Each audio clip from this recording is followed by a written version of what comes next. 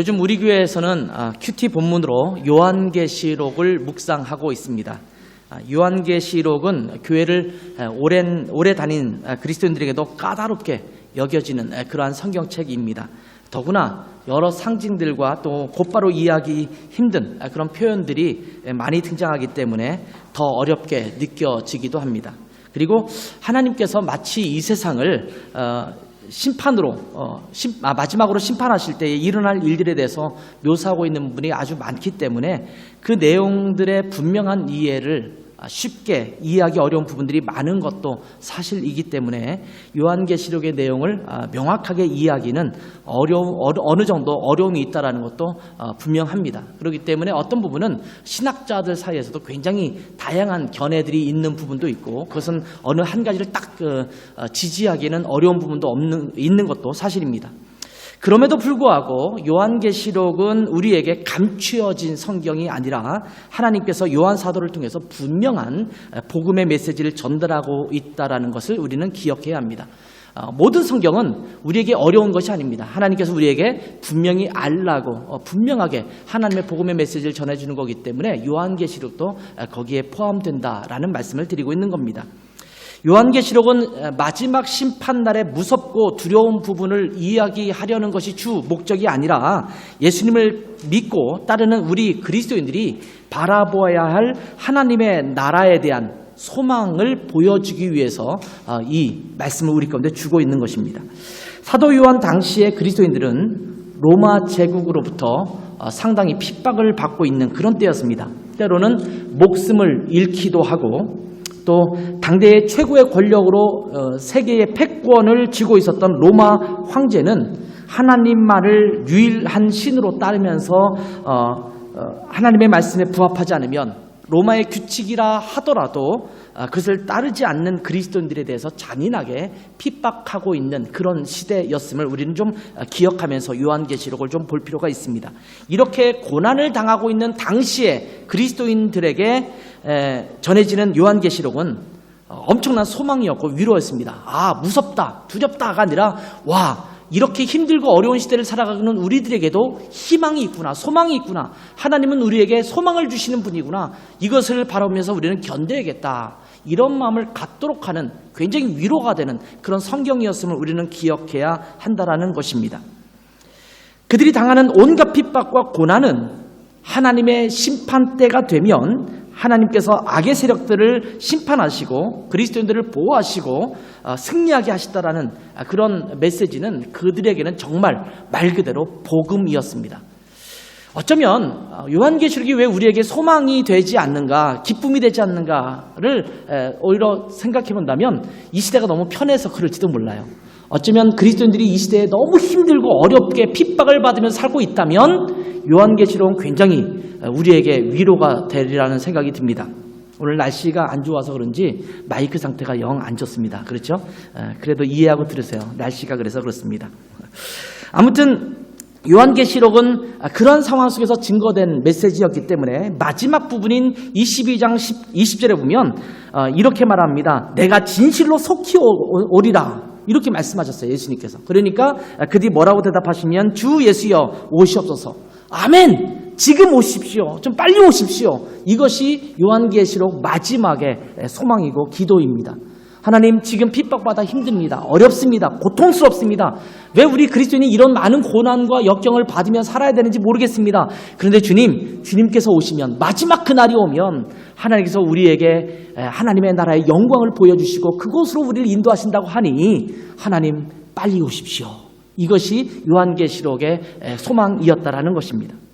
마지막 하나님의 심판 때가 되면 영적 전투가 더욱 치열해질 것입니다.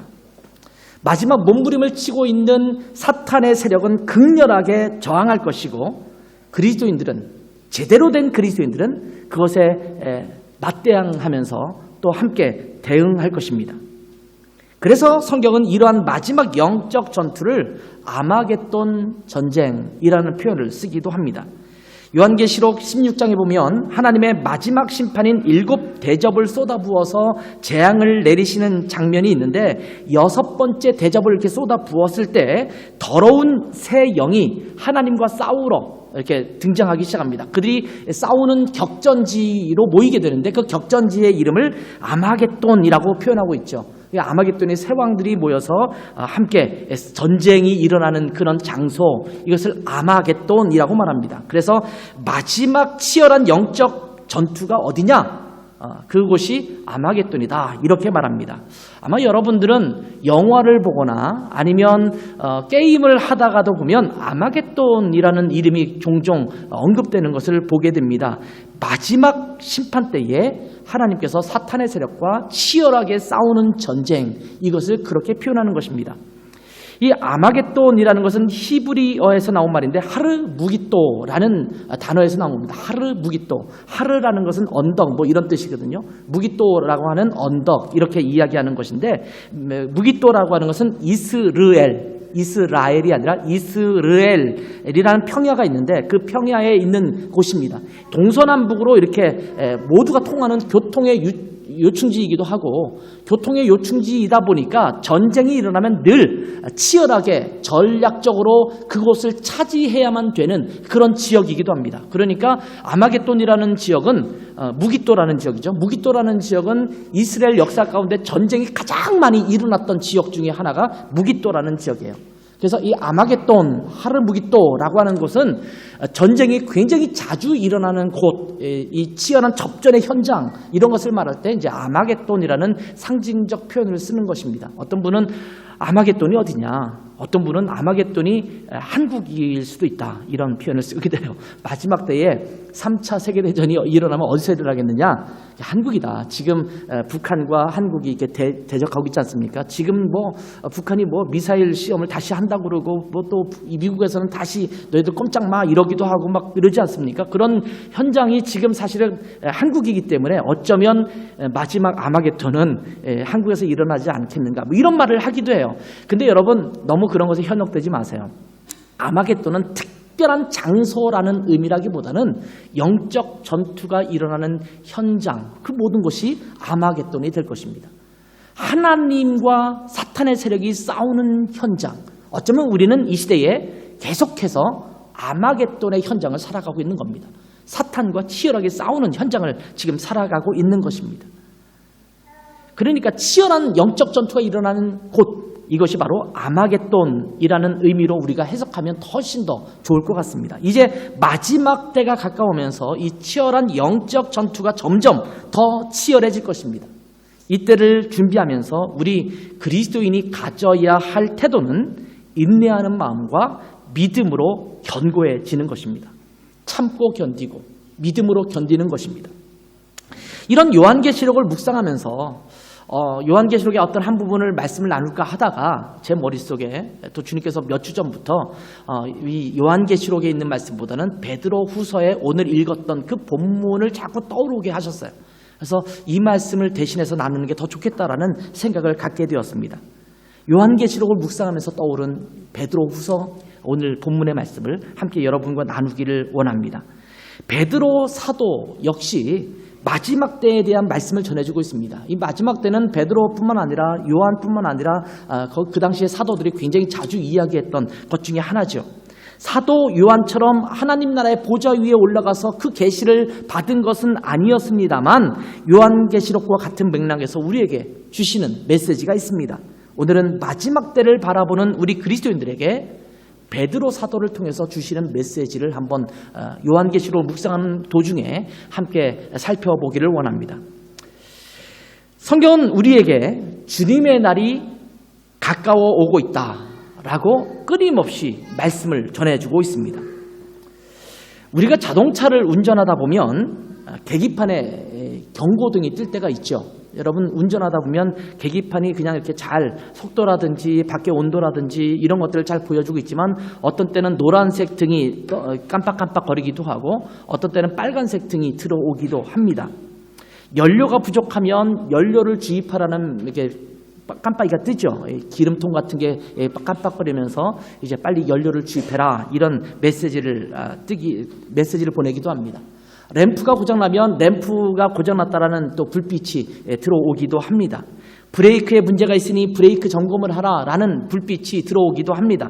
경고등이 뜨는 겁니다. 근데 많은 경우에 어떤 거는 곧바로 고쳐되는 것도 있지만 많은 경우는 이 경고등이 뜬 이후에도 상당 기간 이렇게 운전할 수가 있어요. 연료를 보충하라 라고 할 때도 최소한 40km에서 많게는 80km까지 달려도 사실은 큰 문제는 없거든요. 그때까지 좀 달려도 돼요.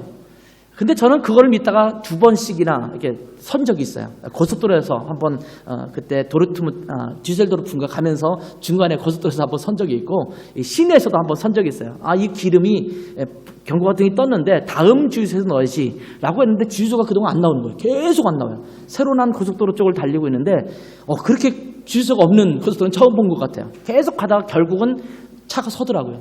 갓길에 세우고 제가 아데아체 멤버십을 갖고 있기 때문에 전화해서 기름 임시주유를 받고 이렇게 달렸던 그런 기억이 납니다.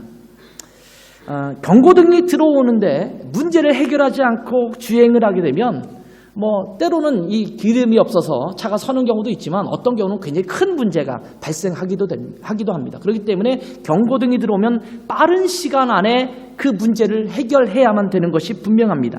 그래야지 안전하게 목적지까지 사고 없이 갈 수 있는 것입니다. 성경은 우리에게 자주 여러 부분에 있어서 우리 삶 속에 경고등을 켜주시고 있습니다. 그 중에 하나가 마지막 심판날이 가까워오고 있다는 것을 계속적으로 우리 가운데 경고를 보내고 있는 것을 볼 수가 있습니다. 언제 올지 모르지만 곧 그날이 올 것이다 라고 예고하고 있습니다. 10절에 보면 주의 날, 즉 심판의 날이 도둑같이 올 것이다 이렇게 소개하고 있습니다. 마지막 때를 이야기할 때 도둑같이 온다라는 표현이 성경에 굉장히 자주 등장합니다. 예수님도 그렇게 말씀하시고 바울 사도도 그렇게 말하고 굉장히 여러분들이 마지막 날을 얘기할 때 가장 유사한 표현 중에 하나가 도둑같이 임하겠다라는 표현이거든요.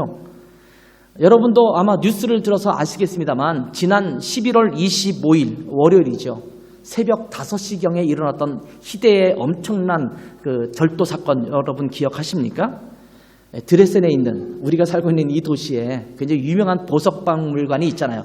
그레네 게벨베라고 하는 그리네 게벨베죠. 그리네 게벨베라는 보석박물관이 있어요. 저는 보석 구경하는 걸 별로 좋아하지 않습니다. 신통치가 않아요. 그런데 이 박물관을 구경하러 갔을 때는 굉장히 신기하더라고요. 정말 재미있게 잘 봤어요. 제가 좋아하지 않는 보석인데도 정말 신기하고 재미있고 그래서 돌아다니면서 굉장히 많은 것들을 진기하게 봤던 그런 기억이 납니다. 그런데 이 그리네스 게벨베라고 하는 이 보석박물관 1층 창문을 깨트리고 2인조 도둑이 들었어요. 그리고 보석 장식물 세트 3개를 훔쳐서 달아났습니다. 이 사람들이 똑똑한 사람들이에요. 보석이 많이 박힌 여러 개가 박힌 그런 것들을 훔쳐갔어요. 그러니까 그대로 팔면 못 팔겠죠. 세계적인 유물인데.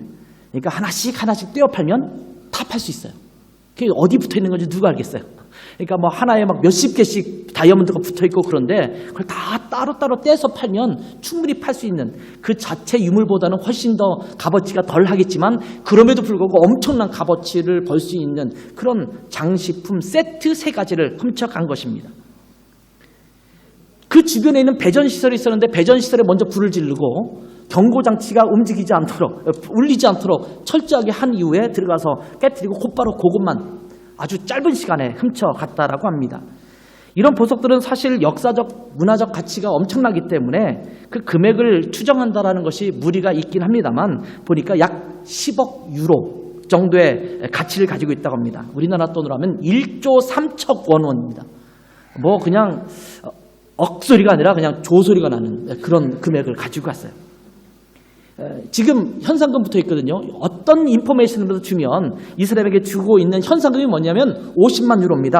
약 6억 5천만 원의 현상금이 붙어 있습니다. 여러분 빨리 잡으세요. 그러면 우리 교회 융자 대치금도 다 갚을 수 있고 얼마나 좋은지 몰라요. 저 이걸 보면서 빨리 잡아야겠다 이런 생각을 했어요. 아무튼 저도 이 보석박물관 들어가서 구경을 해봤는데 들어갈 때 2명씩 들어가거든요. 레이저 검사를 하고 들어가요. 이 안에 있는 우산이라든지 핸드백이라든지 다 맡기고 들어가게 돼 있고 2명씩 들어가고 나올 때도 레이저 검사를 하고 나오는 그런 보석박물관이에요. 보안 검색이 철저한 그런 곳입니다. 그런데 도둑이 어느 날 갑자기 들어와서 엄청난 금액의 보석들을 순식간에 훔쳐서 달아난 것입니다. 누가 그것을 예상이나 했겠습니까? 아무도 아마 그 생각은 하지 않았을 거예요. 설마 이런 곳에 누가 도둑이 들까? 아마 이런 생각을 했을 것입니다. 말 그대로 속수무책으로 당하고 말았습니다. 아마 세계대전 이후에 희대의 절도 사건이라고 지금 아마 최고의 절도 사건이라고 지금 신문에 보도되고 있는 것을 여러분도 보셨을 겁니다. 예수님께서도 말씀하실 때 하나님의 심판이 곧 임하실 건데 도둑같이 임할 것이다. 예수님께서 그렇게 말씀하십니다. 사도 바울도 말하기를 그날이 도적같이 임할 테니 너희는 깨어 있으라. 이렇게 말씀하십니다. 근데 베드로도 오늘 동일하게 우리에게 경고하고 있습니다. 그날이 곧 올 거라는 겁니다. 그런데 아무도 예기치 못한 때에 올 것이라고 말씀하고 있습니다. 즉 하나님께서 심판하시는 마지막 때는 곧 임할 것이다 라고 말씀하고 있습니다. 우리가 종말의 때, 마지막 때라고 얘기할 때 그때가 언제냐? 예수님께서 돌아가실 때부터, 돌아가시기 전부터 종말의 때가 올 거라고 말씀하시고 계속 지금까지 2000년이 지나는 동안 종말의 때라고 얘기하고 있지 않습니까? 그러니까 어떤 사람은 무디어졌을 거예요. 야, 2000년이나 안 왔는데 언제 올 거냐? 어쩌면 내 시대에 안 올 수도 있겠다. 이런 생각을 할지도 모르겠어요. 그런데 종말의 때가 언제냐? 예수님께서 십자가에 달려 돌아가시는 그때부터 종말의 때라고 우리가 본다고 말씀을 드렸죠. 그러니 지금이 바로 종말의 때입니다. 예수님께서 돌아가신 이후부터 예수님께서 재림하시는 그때까지가 전부 종말의 때예요. 그러니까 지금도 종말의 때예요. 무슨 소리냐면 지금 당장 예수님께서 재림하신다고 해도 전혀 이상하지 않는 시대를 살고 있다는 겁니다. 그린에스 개벨베 도둑이 예고하고 몇 월 며칠 몇 시에 내가 침입해서 훔쳐갈 테니까 한번 막아봐라. 이렇게 했으면 얼마나 좋겠습니까만 그러지 않고 어느 날 갑자기 와서 느닷없이 훔쳐갔지 않습니까? 아무도 예상치 않은 때에 도적은 그렇게 임하는 것처럼 예수님께서는 아무도 예상하지 않았는데 갑자기 이 시간 우리가 예배드리고 있는 상황에 주님께서 임재하셔도 전혀 이상할 것 없이 오실 수 있다는 거예요. 그러니까 언제가 종말의 때입니까?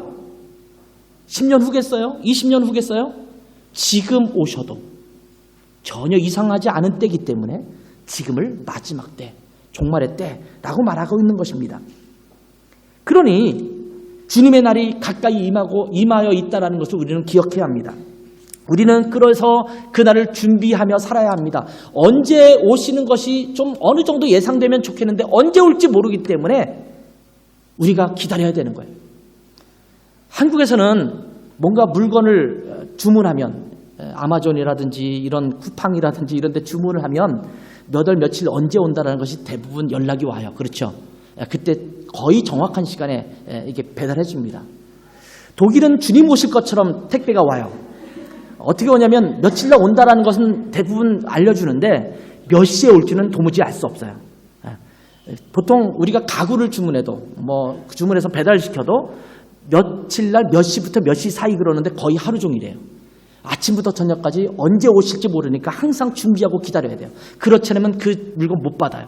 독일은 주님 오실 날을 기다리는 태도를 여전히 삶 속에서 훈련시키고 있는 나라예요. 그래서 계속 그것을 기다리게 되잖아요. 마치 주님 오실 날은 그런 것 같다라는 거예요. 오시긴 오세요. 온다고 말씀하셨어요. 근데 언제 올지 몰라요. 주님은 마치 독일 택배처럼 오시는 거예요. 그렇기 때문에 우리는 뭐 해야 돼요? 어디 나가지 말고 기다리고 있어야 돼요. 주님께서 지금 오셔도 이상하지 않거든요. 먼 훗날 임하는 것이 아니라 지금 당장 임할 수도 있기 때문에 예기치 않은 때이기 때문에 주님의 날은 곧 임박했다라는 것을 말씀하고 있는 겁니다.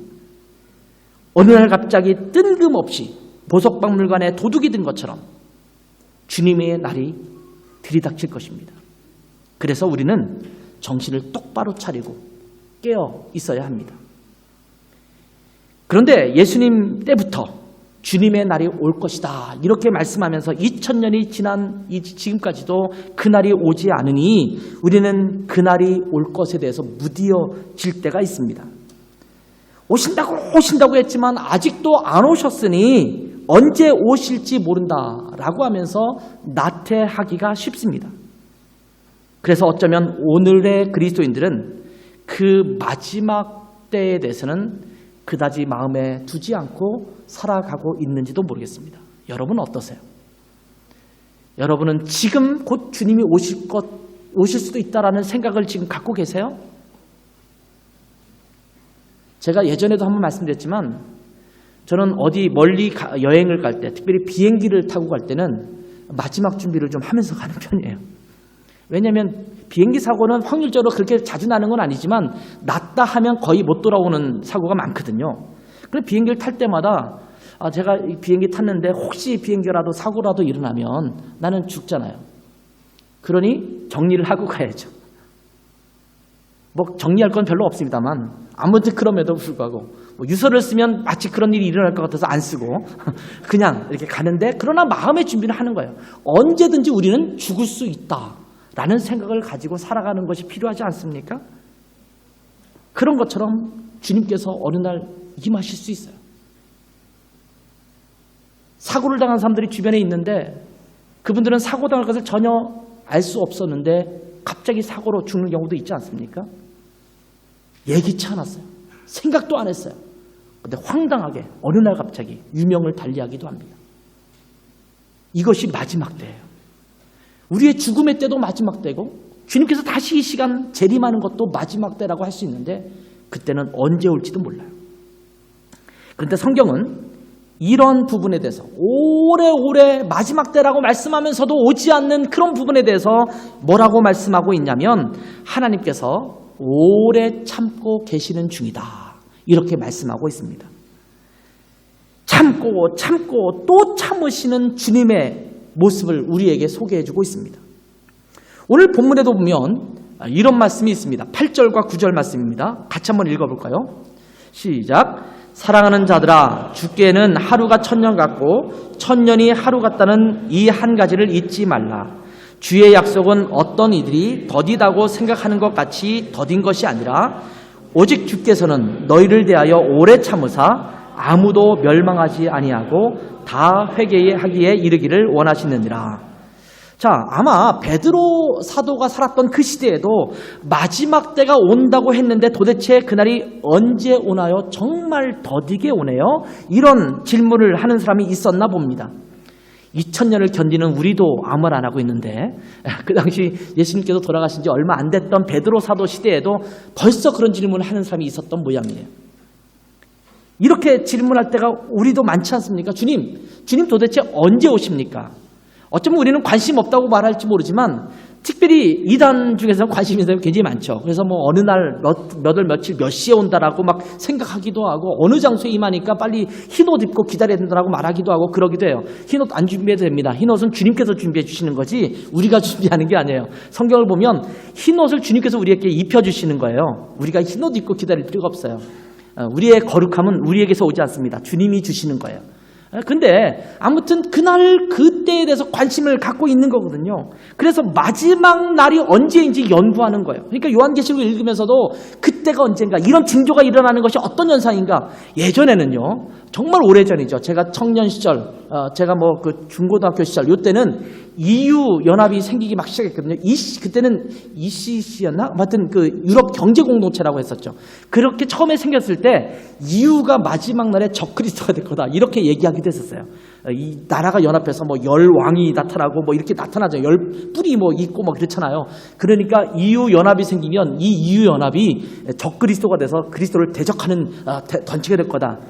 지금 생각해보면 말도 안 되는 소리잖아요. 그런 일이 이때 있었기도 하고, 뭐 666 이것은 뭐 바코드를 찍는 게 666이다. 이제 바코드 찍으면 안 된다. 이렇게 말하기도 하거든요. 요거 사온 거 큰일 난 거예요. 666 찍어서 사온 거거든요. 이러면 안 되는 거죠. 그 당시로 말하면. 근데 그런 것처럼 그 마지막 때에 또 마지막 때에 일어날 현상 이런 것에 엄청난 관심을 갖고 있었던 그런 마음들이 있습니다. 지금도 그런 사람들이 많아요. 이리저리 살펴보고 그날이 언제인지 그때가 언제인지 예견하려고 하는 사람들이 많습니다. 그런데 이러한 우리들에게 주시는 하나님의 말씀은 뭐냐면 하나님께서는 오래 참고 기다리시는 중이다, 이렇게 말씀하고 있는 겁니다. 인내하시는 하나님. 예수님을 이미 믿어서 구원받은 사람들은 빨리 주님이 오시면 좋을 것 같다라는 생각을 할 거예요. 여러분 어떻습니까? 근데 저도 생각해 보니까 젊을 때는 빨리 오시면 좋겠다는 생각 안 했던 것 같아요. 주님, 제가 결혼이라도 한 다음에 오시면 어떨까요? 뭐 이런 마음을 갖기도 하고, 또 시간이 조금 지나면 그래도 우리가 좀 행복한 가정생활을 누리고 난 다음에 좀 주님 오시면 어떨까요? 이렇게 생각하기도 하고, 뭔가 이 땅에서 누릴 수 있는 것이 있다고 생각하니까 자꾸 그런 생각을 했었어요. 근데 나이가 점점 들면서 어떤 생각이 되면 빨리 오셨으면 좋겠다, 이런 마음이 진짜 들어요. 이제 진짜 들어요. 아, 주님께서 빨리 오셨으면 좋겠다. 좀 볼 것 못 볼 것 안 봤으면 좋겠다. 세상이 더 악해지는 것 안 봤으면 좋겠다. 그러면 얼마나 고통스러울까. 심지어 우리 자녀들이 살아가는 시대에는 얼마나 때로는 고통스러울까, 이런 생각도 해요. 4차 산업혁명, AI, 와, 그때 되면 로봇이 지배하는 세상이 될 수도 있겠다라는 생각을 하면서, 야, 그때를 살아가는 우리 자녀들은 데이트하다가 내 여자친구를 한참 한 5년 사귀었는데 나중에 보니까 로봇이었어요. 그런 일이 안 벌어지리라는 법이 있냐고요. 그런 시대에 우리가 살아간다고 하면 끔찍한 마음이 들거든요. 그러니까 어떤 때는 야, 주님 빨리 오셨으면 좋겠다, 이런 마음이 들기도 해요. 그런데 여러분 생각해 보세요.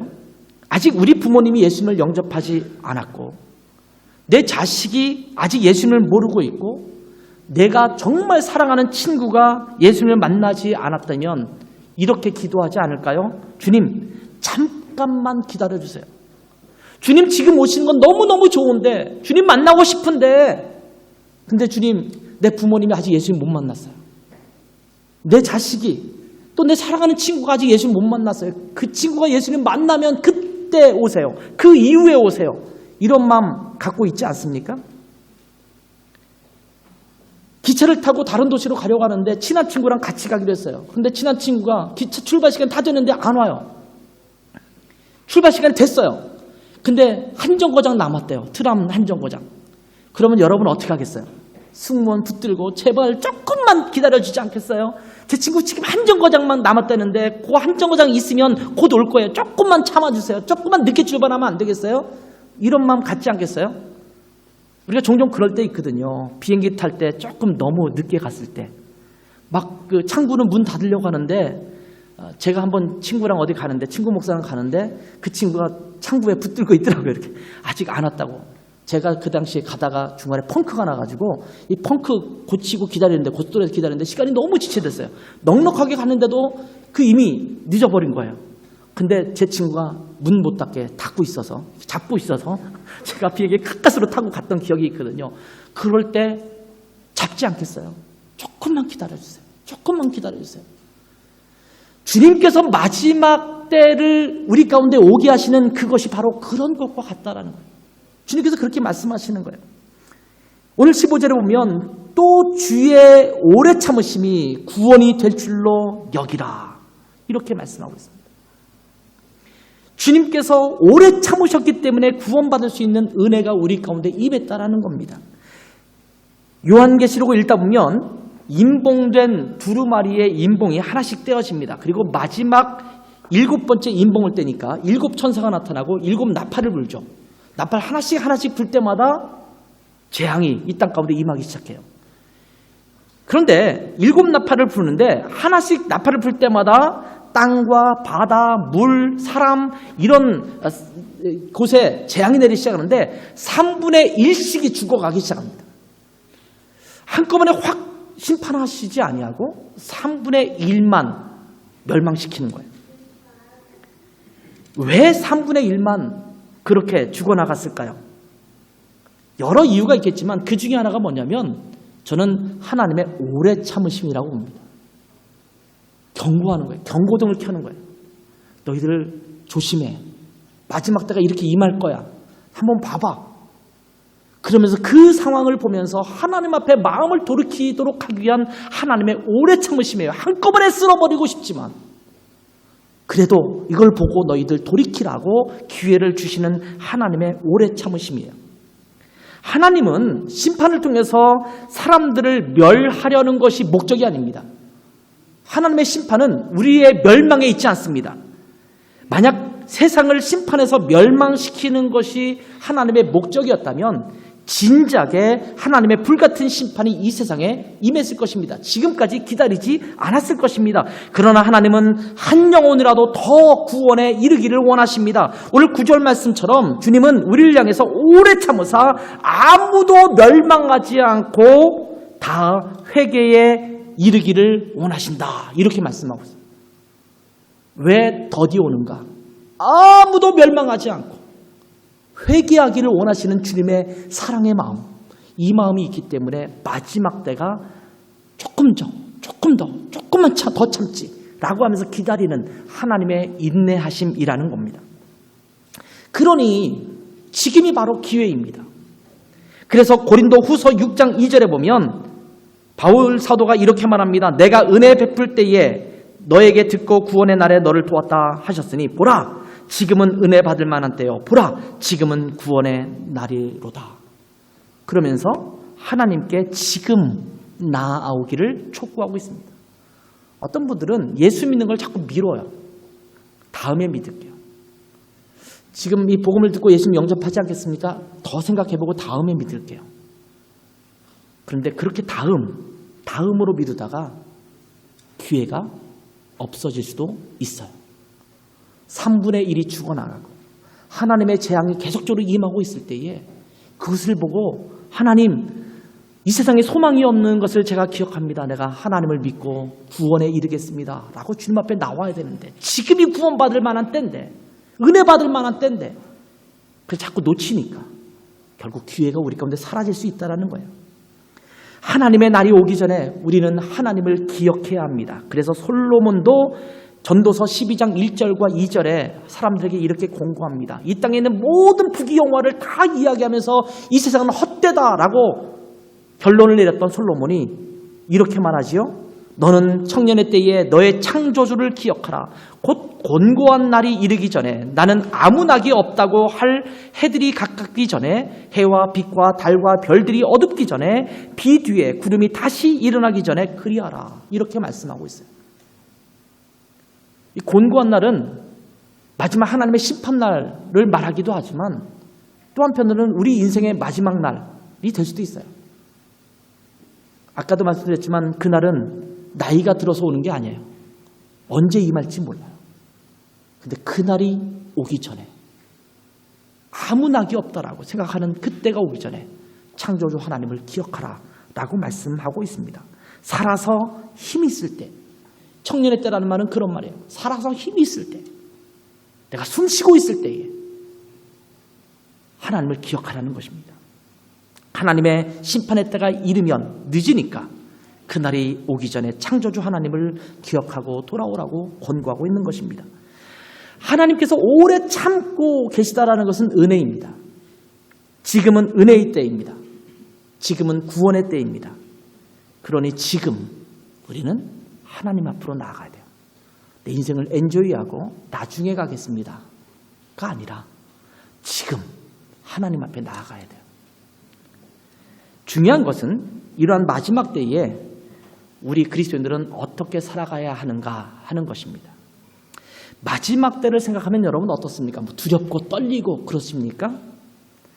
우리는 짐승의 표를 받지 않으면 거래도 못하고 살기 힘들어질 것이고 그리스도인들은 많은 핍박을 받게 될 것이니까 우리는 고통을 받게 될 것이다. 그래서 그 마지막 때가 가까우면 우리가 두려운 마음을 갖기가 쉬울 것입니다.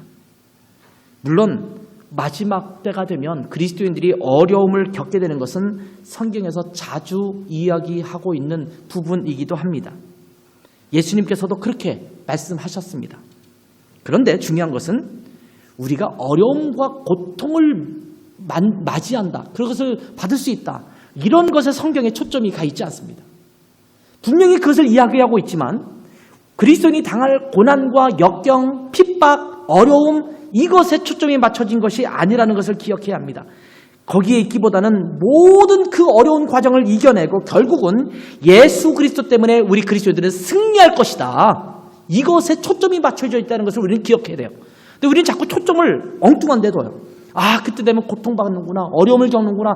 짐승의 표를 받지 못하면 우리는 어려움을 겪을 수 있겠구나. 그럼 어떻게 그 시대를 견디지? 아니요. 하나님은 견디게 할 겁니다. 그들을 승리하게 할 겁니다. 이것에 오늘 성경 말씀에 초점이 맞춰져 있는 거예요.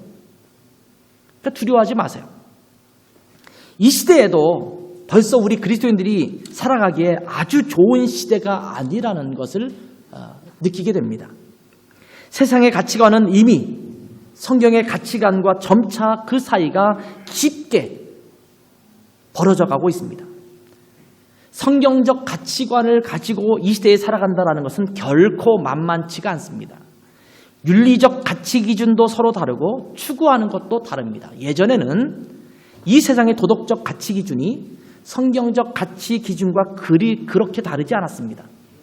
성경에서 말하는 것이나 세상에서 말하는 도덕적 가치 기준이 거의 엇비슷했습니다. 그런데 세상은 점차 다른 도덕적 가치 기준을 가지고 변해가고 있습니다. 인간에게 초점을 맞추고 있어요. 인간에게 어떤 것이 더 이로운가? 우리가 보통 인권이라는 말을 하죠. 성경은 인권을 굉장히 존중합니다. 인간의 존엄성에 대해서 얘기하고 있어요. 왜? 하나님의 형상으로 만들어진 존재이니까. 그래서 인간은 굉장히 존엄한 존재입니다. 그렇다고 해서 인간이 하나님 위에 서 있지 않습니다. 하나님의 말씀의 기준이 우리에게 적용되도록 하나님은 말씀하고 있어요. 이제 그리스도인들이 이 시대의 가치 기준을 따라 살지 않고 있다라고 말하면 사람들은 시대에 뒤떨어진 가치 기준이라고 비판하면서 세상의 가치 기준을 따라오라고 우리를 무언의 압박으로 이렇게 몰아가고 있습니다. 우리 그리스도인들은 이러한 시대를 살아가고 있음을 분명히 인지해야 합니다. 생각 없이 이 세상에 휩쓸려서는 안 된다라는 것입니다. 그래서 베드로 사도도 베드로 후서를 쓰기 전에 먼저 썼던 베드로 전서에 이렇게 말합니다. 4장 7절에 보면 만물의 마지막이 가까이 왔으니 그러므로 너희는 정신을 차리고 근신하여 기도하라. 이렇게 말씀합니다. 정신 바짝 차려! 이것이 성경에서 우리에게 주시는 말씀이에요. 여러분 이 시대를 살아가면서 여러분이 학교 생활하면서 직장 생활하면서 정신 차리지 않으면 안 되는 시대라는 거예요. 세상에 대충 휩쓸려가서는 안 된다는 거예요. 좋은 게 좋은 거라고 따라가서는 안 된다는 겁니다. 우리는 자꾸 그것을 따라가려고 해요. 근데 성경은 우리에게 말하기를 안 돼! 정신 차려! 바짝 차려! 마지막 때야! 이렇게 말씀하고 있는 거예요. 오늘의 본문 말씀을 잘 보면 마지막 때에 대한 이야기를 하면서 이 마지막 때를 살아가는 그리스도인들에게 베드로 사도가 강조하는 요점이 어디에 있는지를 분명하게 제시하고 있음을 살펴볼 수가 있습니다. 마지막 때에 준비해야 될 것에 대해서 길게 말씀하고 있지만 사실은 초점은 한 가지에 있음을 우리는 알 수 있어요. 먼저 11절과 12절 말씀을 보면 거룩한 행실과 경건함으로 하나님의 날이 임하기를 바라보고 간절히 사모하라고 말씀하고 있습니다. 이 모든 것이 이렇게 풀어지리니 너희가 어떠한 사람이 되어야 마땅하냐? 마지막 때에 너희가 어떠한 사람이 되어야 마땅하냐? 라고 하면서 거룩한 행실과 경건함으로 하나님의 날이 임하기를 바라보고 간절히 사모하라. 이렇게 말씀하고 있습니다. 이 마지막 시대에 거룩한 행실과 경건함의 태도를 가져야 되는데 이 거룩한 행실과 경건함의 태도는 뭐냐면 하나님의 말씀을 따라 살아가는 삶의 모습과 태도입니다. 말씀대로 살아가는 삶의 모습을 갖추라는 겁니다. 13절 14절을 보세요. 우리는 그의 약속대로 의가 있는 곳인 새하늘과 새 땅을 바라보도다. 그러므로 사랑하는 자들아 너희가 이것을 바라보나니 주 앞에서 점도 없고 흠도 없이 평강 가운데 나타나기를 힘쓰라. 마지막 때에 우리가 어떻게 된다고요? 흠도 없고 점도 없는 모습으로 나타나도록 준비하라고 말씀하고 있는 거예요. 17절과 18절을 또 보면 그러므로 사랑하는 자들아 너희가 이것을 미리 알았은즉 무법한 자들의 미혹에 이끌려 너희가 굳센 데서 떨어질까 삼가라. 오직 우리 주 곧 구주 예수 그리스도의 은혜와 그를 아는 지식에서 자라가라. 이렇게 말씀하고 있습니다. 무법한 자의 미혹에 이끌려 굳센 데서 떨어질까 삼가라고 말씀하십니다. 자, 16절에 말씀하고 있는 것처럼 성경의 어려운 말씀들을 억지로 풀려고 애쓰다가 스스로 멸망한 자들에 대한 얘기를 하고 있어요. 그러니까 말씀을 마음대로 푸는 거예요. 오늘날 이단인들이 그러잖아요. 요한계시록을 막 풀어가면서 내가 바로 그 재림 예수다. 이렇게 말하는 사람 많잖아요. JMS가도 그렇고 또 증거장막, 신천지 증거장막가도 그렇고 다들 자기가 재림 예수래요. 이 시대에 재림 예수가 얼마나 많은지 몰라요. 맘대로 억지로 자기들이 원하는 대로 풀어가는 거예요. 어떤 사람은 인간의 초점을 맞춰서 모든 성경을 또 풀어가요. 그러니까 인간 본위에 모든 것이 가 있는 경우도 있어요. 하나님이 무엇을 원하시는가에 초점을 맞추어서 우리가 바라볼 필요가 있거든요. 근데 우리는 성경의 어려운 말씀들을 나름대로 합리적으로 이론적으로 풀어가면서 하나님과는 관계없이 내 안에 맞추는 거예요. 그래서 엉뚱한 해석을 갖다 붙여서 엉뚱한 방향으로 가고, 그래서 하나님이 원하시는 것이 아니라 멸망으로 흘러가는 우리의 모습이 있을 수 있다는 거예요. 그런데 이런 미혹에 빠지는 이들도 있다는 것입니다. 그런 미혹에 빠지지 않도록 조심하라고 권면합니다. 여러분, 기가 막히게 어려운 성경 구절들을 잘 풀어가는 사람이 있다면 한 번 더 쳐다보세요. 저 사람 어떻게 저렇게 잘 풀까? 그리고 신기하다고 무조건 따라가지 마시고 저걸 진짜 저렇게 잘 풀어지는 게 맞는 건가를 바른 신학적인 잣대로 한번 바라볼 필요가 있어요. 점검해 볼 필요가 있어요. 그렇지 않으면 우리가 이단에 빠지기가 너무 쉬워요. 그러면서 오직 우리 주 곧 구주 예수 그리스도의 은혜와 그를 아는 지식에서 자라가라, 이렇게 말씀하고 있는 겁니다. 예수 그리스도를 제대로 알아가면서 성장해 나가는 것이 이 마지막 시대를 살아가는 데 있어서 매우 중요하다는 것을 다시 한번 강조하고 있는 겁니다. 자, 마지막 때를 바라보면서 살아가는 우리에게 오늘 본문을 통해서 여러 번 강조하고 있는 말씀이 도대체 뭘까요? 결국은 믿음 안에서 하나님의 말씀을 붙잡고 믿음 안에서 그리스도인의 온전한 모습을 갖추고 살아가는 것이 이 마지막 때를 살아가는 데서 굉장히 중요한 것임을 보여주고 있는 것입니다. 마지막 날을 바라보면서 믿음 안에서, 말씀 안에서 온전한 그리스도인의 삶을 살아가도록 자기 자신을 쳐서 복종시키는 것이 무엇보다도 중요하다라는 겁니다. 저는 온갖 세상의 비판과 또 걱정들이 있을 수 있지만 우리 그리스도인들이 말씀 안에 집중했으면 좋겠어요. 하나님께 집중했으면 좋겠어요. 그러면 이 시대를 살아가는 하나님의 고귀한 모습을 우리가 잘 갖추며 살아갈 줄 믿습니다. 지금 우리는 마지막 때를 살아가고 있습니다. 우리는 이 사실을 잊지 말아야 합니다. 지금 우리는 마지막 때를 살아가고 있다. 오늘 주님께서 임하실 수도 있다. 오늘 내 생명을 주님께서 걷어가실 수 있다. 라는 생각으로 살고 있어야 합니다. 우리는 악한 세력인 사탄과 영적 전쟁을 치르면서 이 시대를 살아가고 있음을 기억해야 합니다. 하나님께서는 지금 한 영혼이라도 더 구원받도록 기다리시면서 오래 참고 계시지만 예기치 않은 때에 마치 도적처럼 그날이 임할 것이라고 말씀하고 있습니다. 이 종말의 때를 살아가는 우리 그리스도인들은 정신을 바짝 차려야 합니다. 깨어 있어야 합니다. 그리고 믿음 안에 굳게 서 있어야 합니다. 하나님의 말씀 위에, 이 말씀 위에 굳게 서 있어야 합니다. 여러분이 학업을 해나가고 또 직장생활을 해나가고 사업을 해나가는 것, 이런 것도 참 중요한 일입니다. 그렇지만 이 마지막 때에 주님의 날이 오면 결국 우리가 하나님 앞에서 어떻게 마지막 날을 준비하고 살았느냐 하는 것이 그 무엇보다도 중요한 것임을 알 겁니다. 제가 그런 생각하거든요. 아까도 말씀드렸잖아요. 비행기를 타고 어디 갈 때. 만약 그날 내가 주님께서 나를 불러가신다면 내가 주님 앞에 무엇을 보여줘야 될 것인가. 그것을 생각하면 어쩌면 굉장히 많은 것이 부질없어요. 그런 욕심 굳이 갖지 않아도 될 것이라는 생각을 가질 때가 참 많아요. 아, 정말 부질없었구나. 영원한 것을 위해서 내가 내 생명을 드리지 않는다면 이 세상의 다른 것들은 다 부질없구나. 이런 생각을 하게 됩니다. 곤고한 날이 이르기 전에 창조주 하나님을 기억하면서 믿음 안에서 온전하게 이 마지막 때의 그리스도인의 삶을 살아가는 여러분 모두가 되시기를 주님의 이름으로 축원합니다. 기도하겠습니다.